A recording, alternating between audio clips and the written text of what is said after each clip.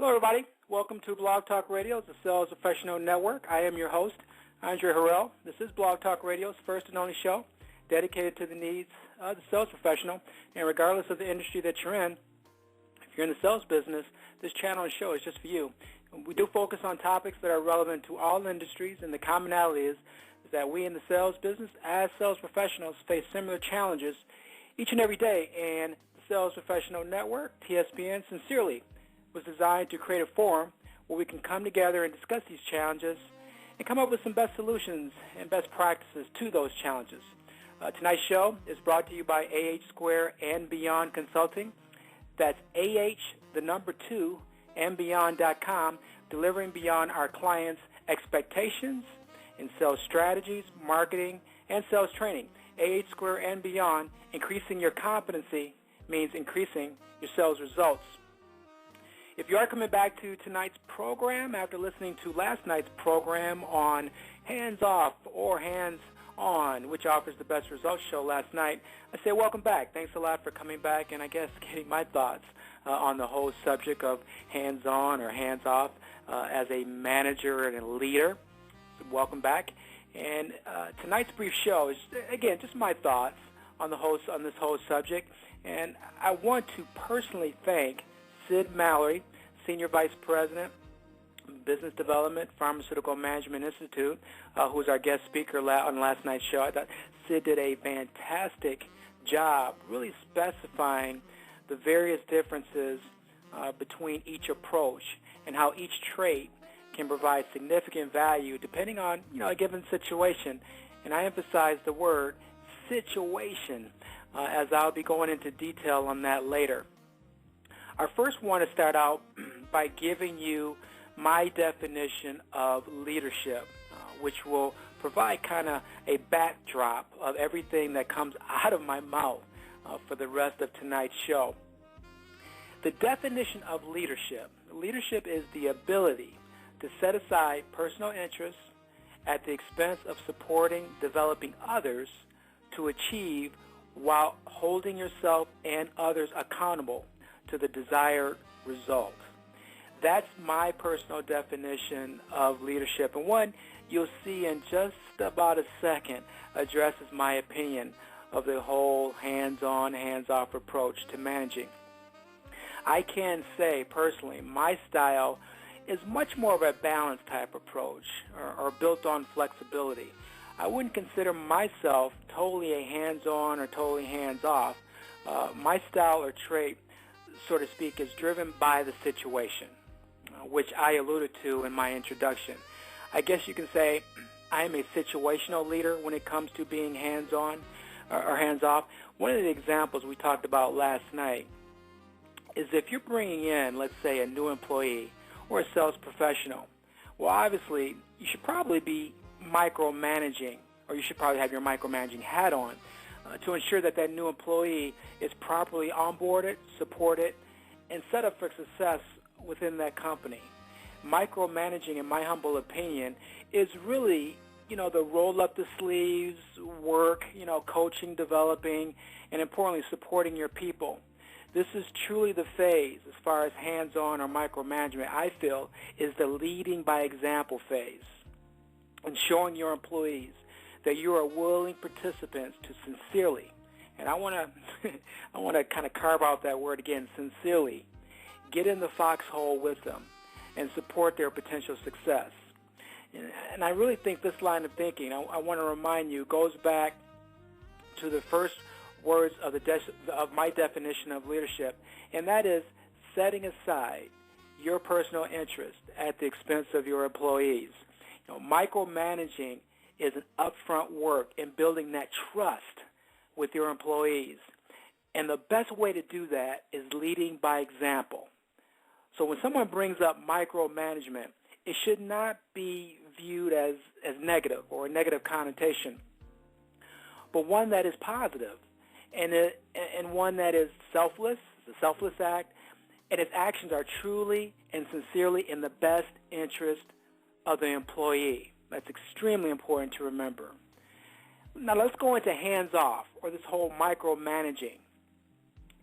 Micromanaging is often seen as the most favorable trait among employees. And Sid and I talked about this last night.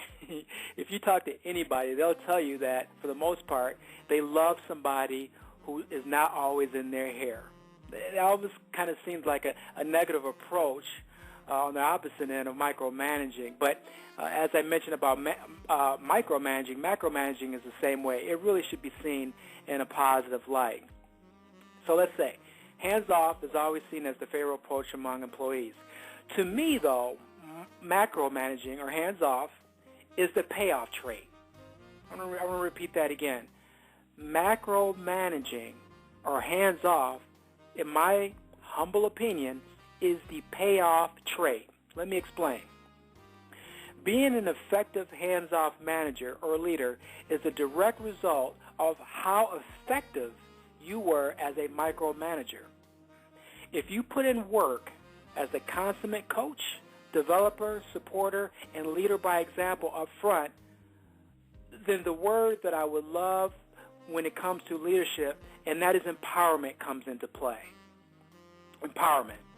A true hands-off manager or leader are great at empowering their people and teams because they know they put in the pre-work up front in the micro-management view, and they're confident and they're secure in letting their people go.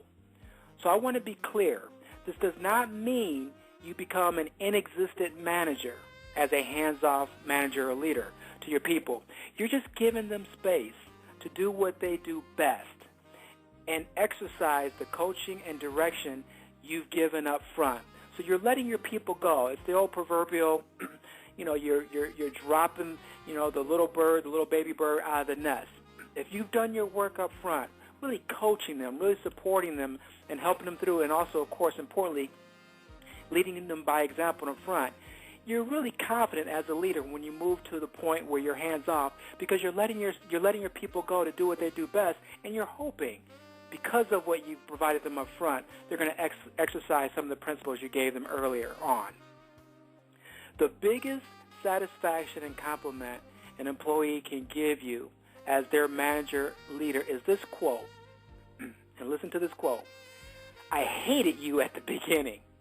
And that's probably a caveat in your micromanaging skill. But I hated you at the beginning. But I understand now what you were trying to do. And it's made me a better leader and human being moving forward. That type of feedback back to you as a leader is better than money.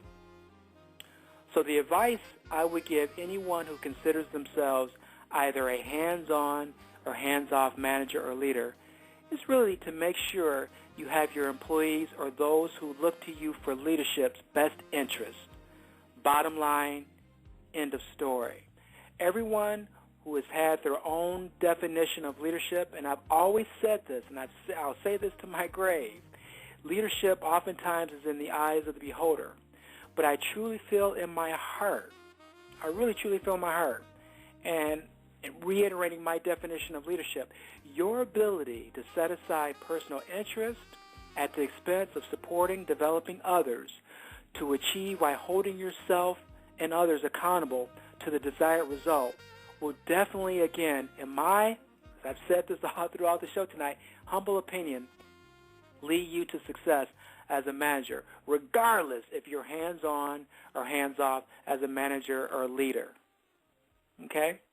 If you are interested in learning how to be the best manager or leader you can be, we do offer creative and innovative management and leadership development programs that guaranteed immediate results. And we'll walk you through that process of coaching, supporting, and leading by example of your people.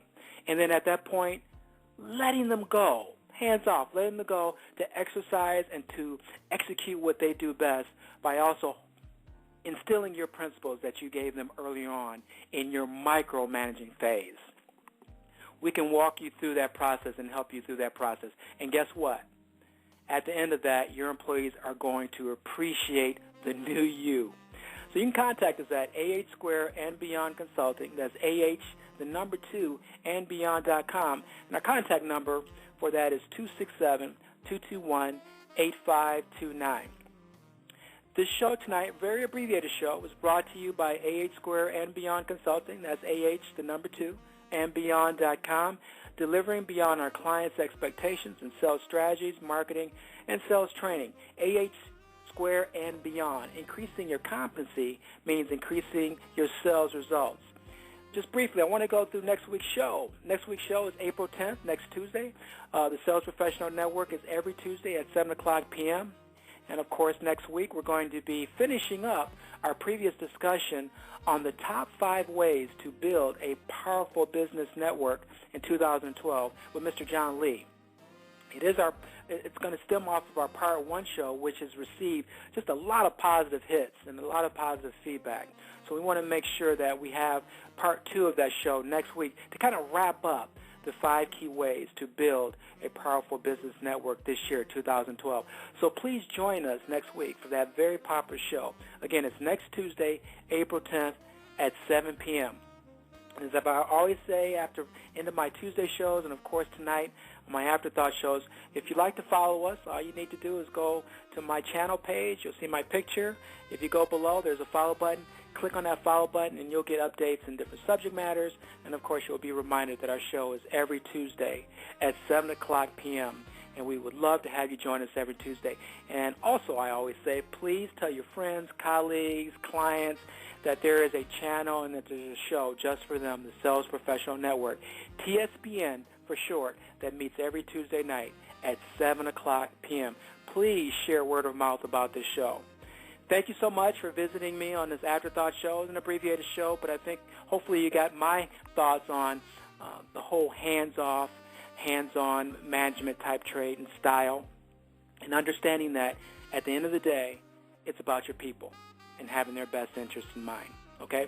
Thanks, everyone, and thanks for visiting the Sales Professional Network. Have a great rest of your evening.